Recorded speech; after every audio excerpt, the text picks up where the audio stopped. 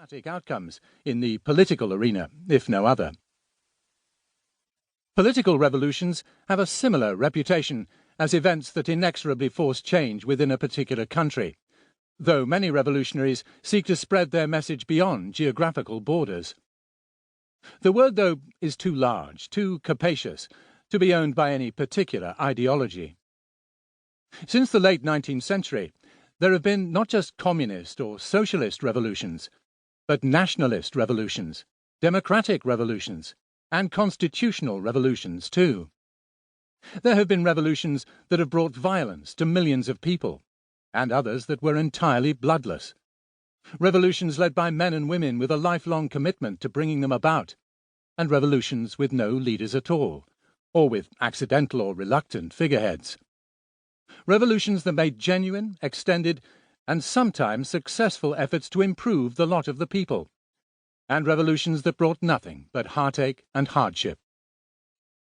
The late 20th century saw one major popular revolution in favour of conservative theocracy in Iran in 1979, and the popular revolutions in Eastern Europe against the very workers' states that Marxist regimes had themselves established. Since the late 1980s, the term revolution has more often been applied not to root-and-branch attacks on established values or the capitalist system, but to sudden popular surges to sweep aside dictatorships in the name of democracy, to establish human rights and personal freedoms.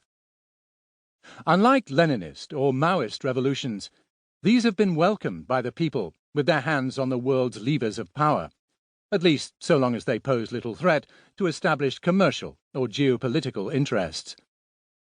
Yet even when modern revolutions have succeeded in their original aims of ousting tyranny, their longer-term outcomes, like those of many earlier revolutions, may still prove ambiguous, or worse.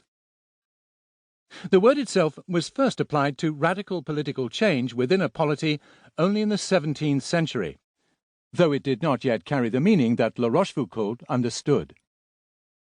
Although the execution of King Charles I and establishment of an English republic in 1649 may look revolutionary to us, contemporaries preferred to call this the Great Rebellion, and ascribed the name revolution only to its aftermath, the restoration of Charles II in 1660, and then to the expulsion of his unpopular brother James in 1688. It is with those events that this book begins. Revolution may be hard to define in the abstract, yet people generally believe they can recognize one when they see it. A revolution is often contrasted with a rebellion, not only in that a revolution succeeds in its immediate aims, whereas a rebellion probably fails, but in its choice of aims as well. The rebel typically seeks autonomy from the tyrant, whereas the revolutionary seeks to overthrow him.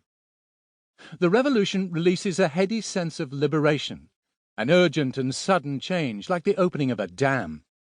Most revolutions are preceded by a long period of political stasis, usually combined with a building sense of injustice based on structural imbalances, such as an increase in population or economic downturn, exacerbated by anger at the corruption of those in power. And this intoxicating liberation can be powerfully felt across time and space. The extraordinary creativity of the early Bolshevik Revolution, the art of Vladimir Tatlin and Kazimir Malevich, the films of Sergei Eisenstein, the music of Dmitri Shostakovich, was echoed in the creative hothouses of the Mexican Revolution, the Cuban, and others. Another aspect of revolutions that holds a lasting fascination is their moral dimension. They involve revolutionaries in making dramatic decisions in circumstances that are usually unprecedented, and their rhetoric, from each according to his ability to each according to his need, rings out over the centuries, while their socio-political analysis, the collapse of capitalism through its internal contradictions, for example, continues to engage our imaginations. This is equally true whether or not we sympathize fully with their aims or their actions. There is an irresistible lure in those moments when there seems to be everything to play for, with all their mesmerizing counterfactual what-ifs. We may be both fascinated and horrified by the destructive forces unleashed,